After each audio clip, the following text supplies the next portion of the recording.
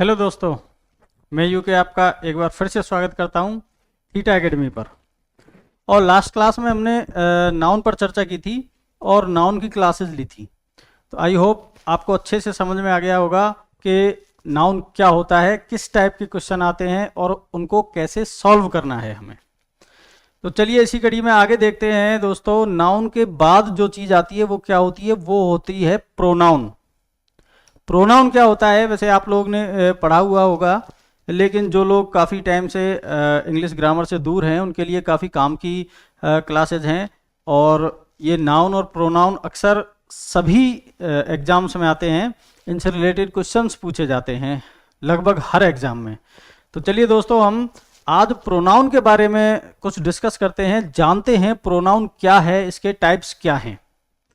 और डिटेल में क्लास इसके बाद अगली क्लासेज में हम डिटेल में पढ़ेंगे इसके टाइप्स को। लेकिन आज की क्लास में हम नाउन से प्रोनाउन से इंट्रोड्यूस होते हैं कि प्रोनाउन क्या है।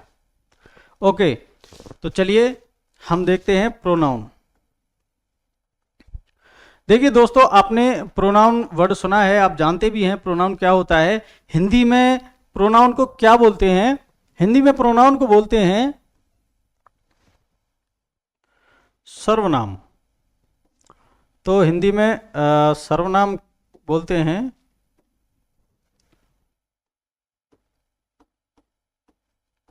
सर्वनाम। अब ऐसे भी काफ़ी स्टूडेंट्स हैं जिन्होंने इंग्लिश में प्रोनाउन पढ़े काफ़ी टाइम हो गया, लेकिन हिंदी के सर्वनाम पढ़े हैं रिसेंटली। तो सर्वनाम वर्ड से उनको पता चल गया होगा कि ये प्रोनाउन एक्चुअली में होता क्या है।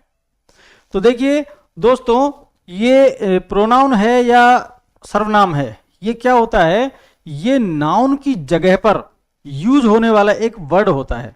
देखिए, जैसा कि हमें इसके नाम से भी पता चल रहा है, प्रोनाउन, ये जो वर्ड है प्रो, इसका मतलब होता है के लिए, के लिए या हेतु। तो ये किसके लिए यूज होता है ये वर्ड? ये वर्ड दोस्तों यूज होता है नाउन के लिए। नाउन के लिए यूज होता है, इसीलिए इसको हम क्या कहते हैं? प्रोनाउन कहते हैं, हिंदी में सर्वनाम। अब इसकी डेफिनेशन की बात करें तो डेफिनेशन लगभग सबको पता ही है आपको कि इसकी डेफिनेशन क्या होती है। इसकी डेफिनेशन होती है कि ऐसा कोई वर्ड जो किसी नाउन को रिप्लेस कर दे, किसी नाउन की जगह यूज कर लें हम। A word which can replace a noun. जैसे हमने बचपन से ही हम पढ़ते आ रहे हैं कि स्टोरीज पढ़ते हैं हम। Once there was a king. ठीक है दोस्तों, हम ये पढ़ते आ रहे हैं बचपन से ही, once there was a king. अब इसके बाद हम क्या करेंगे? हमको किंग की ही बात करनी है, लेकिन द किंग, अब हमने यूज किया है the king was very kind. अब देखिए दोस्तों, ये जो किंग है, यहां पे हमने ए किंग का यूज किया है और यहां पे हमने द किंग का यूज किया है। क्यों किया है? क्योंकि यहां पे ए किंग, ये क्या है? इंडेफिनेट किंग है, हमको नहीं पता है कौन सा किंग है, लेकिन जैसे ही इसका दोबारा जिक्र हुआ ये डेफिनेट किंग हो गया, हमको पता है ये तो यही वाला किंग है, पहले वाला। अब ये जो नाम का बार बार रिपीटिशन हो रहा है, इसमें भी किंग का रिपीटिशन हुआ, उसमें भी यहां पे किंग आया है और नेक्स्ट सेंटेंस में फिर से रिपीट किया है। तो इस रिपीटिशन से बचने के लिए दोस्तों क्या किया है? प्रोनाउन का यूज किया है। अब यहां पे द किंग का यूज करने की बजाय हम प्रीपोजिशन प्रोनाउन का यूज कर देंगे। प्रोनाउन का यूज कर दिया तो इस सेंटेंस का जो सेंस है उसमें कोई भी डिफरेंस नहीं आया है। तो दोस्तों आपको समझ में आ गया होगा कि जो प्रोनाउन है वो क्या है। ये प्रोनाउन जो है वो नाउन का ही एक रिप्लेसमेंट है। तो चलिए दोस्तों, अब देखते हैं हम इसके टाइप्स कि प्रोनाउन के कौन कौन से टाइप है। देखिए, इसका जो फर्स्ट टाइप है पर्सनल प्रोनाउन। जिसको हम बोलते हैं पुरुषवाचक। अब देखिए पुरुषवाचक जो प्रोनाउन है, इसमें कौन कौन से प्रोनाउन आते हैं। हमारे इंग्लिश में सेंटेंस में ऐसे प्रोनाउन जो सेंटेंस का सब्जेक्ट या ऑब्जेक्ट बन सकें, ठीक है। नॉमिनेटिव केस और ऑब्जेक्टिव केस में जो भी प्रोनाउन आते हैं वो सारे इस पर्सनल प्रोनाउन में आ जाते हैं, जैसे ही, she, it, me, him, her, etc। तो ऐसे प्रोनाउन जो सब्जेक्ट और ऑब्जेक्ट बन सकें वो सारे के सारे पर्सनल प्रोनाउन में आ जाते हैं। फिर दोस्तों उसके बाद पजेसिव प्रोनाउन है, इसको बोलते हैं अधिकारवाचक।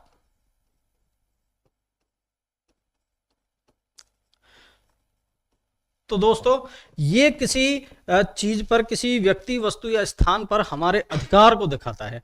जैसे अभी मैं बोल दूं दिस इज माई क्लास, ये क्लास किसकी है, मेरी है। तो माइन, अवर्स,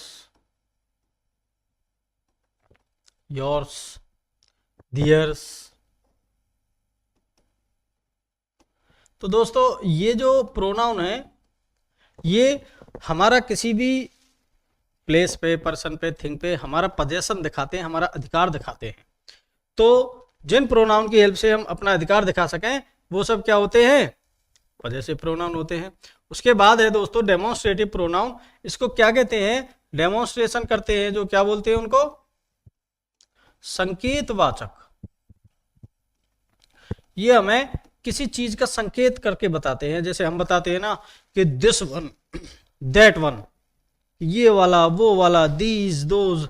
तो ये क्या है, ये एक तरह से हम इंडिकेशन देते हैं कि भाई देख ये वाला है, वो वाला है। तो इसमें कौन कौन से प्रोनाउन आते हैं, this, that, these, those, etc। तो दोस्तों अभी हम थोड़ा सा इंट्रोडक्शन ले रहे हैं, इन सारे जो टाइप्स हैं इनको हम डिटेल में पढ़ेंगे इसके बाद वाली क्लासेस में। तो दोस्तों उसके बाद है डिस्ट्रीब्यूटिव प्रोनाउन। अब डिस्ट्रीब्यूटिव प्रोनाउन का डिस्ट्रीब्यूट का तो मतलब पता ही है आपको। डिस्ट्रीब्यूट का मतलब होता है किसी चीज को डिवाइड करना, बांटना। तो इसमें क्या आता है, डिस्ट्रीब्यूटिव का मतलब होता है जो व्यष्टिवाचक, इसको बोलते हैं व्यष्टिवाचक।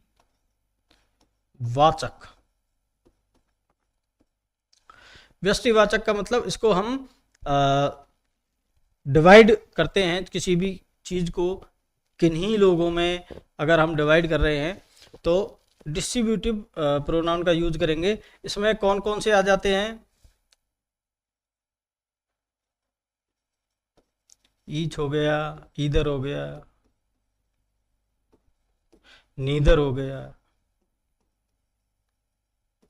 नन हो गया, etc। उसके बाद है दोस्तों रेसिप्रोकल। रेसिप्रोकल का मतलब होता है परस्पर संबंधवाचक।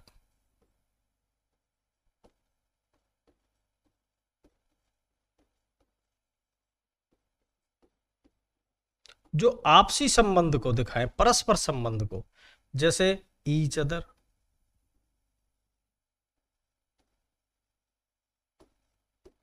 और वन अनदर।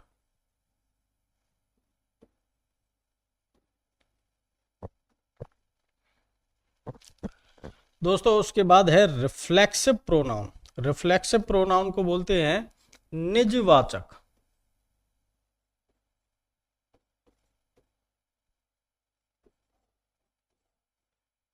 निजवाचक जो अपने आप पे ही जोर दे, है ना, जैसे my self, your self, your self.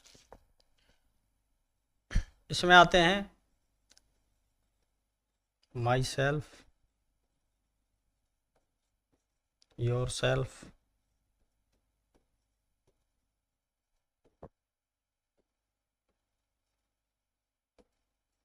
yourselves, himself, etc. दोस्तों उसके बाद आता है एम्फेटिक प्रोनाउन। एम्फेटिक या एम्फेसाइजिंग। एम्फेटिक या एम्फेसाइजिंग का, एम्फेटिक का मतलब होता है हम किसी चीज पर एम्फेसिस करें, उसको एम्फेसाइज करें, तो उस पर जोर दें हम किसी को, इसलिए इसको बोलते हैं दबाव सूचक। इसमें भी सेम ये जो रिफ्लेक्सिव प्रोनाउन है ये सारे के सारे आ जाते हैं। ये सारे के सारे जो रिफ्लेक्सिव प्रोनाउन हैं वो आ जाते हैं।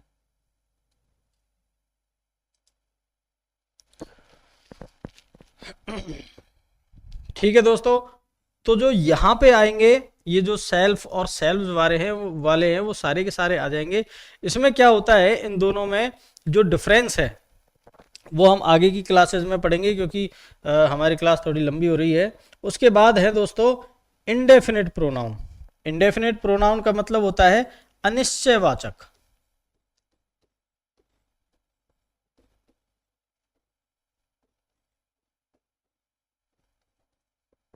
तो अनिश्चयवाचक ऐसे प्रोनाउन जिनसे हमको पता नहीं चले कि ये कौन है क्या है। तो जैसे समवन,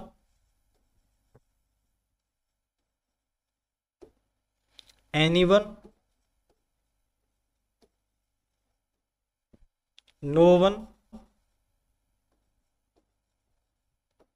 समथिंग,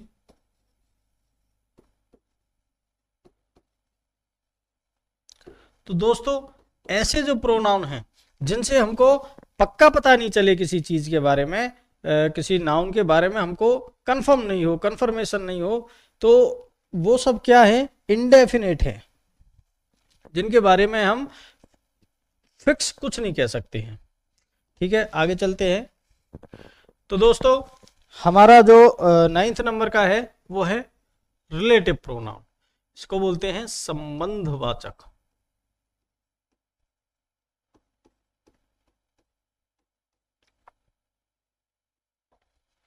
ये वो प्रोनाउन है जो किसी चीज से हमारा संबंध दिखाए, जैसे विच है, हुज है, दैट है, etc.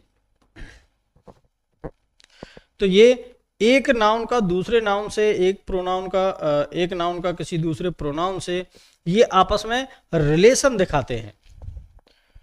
और दोस्तों लास्ट है हमारा इंटरोगेटिव प्रोनाउन, प्रश्नवाचक।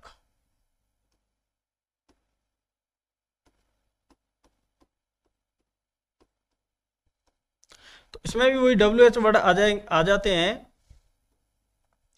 हु, विच,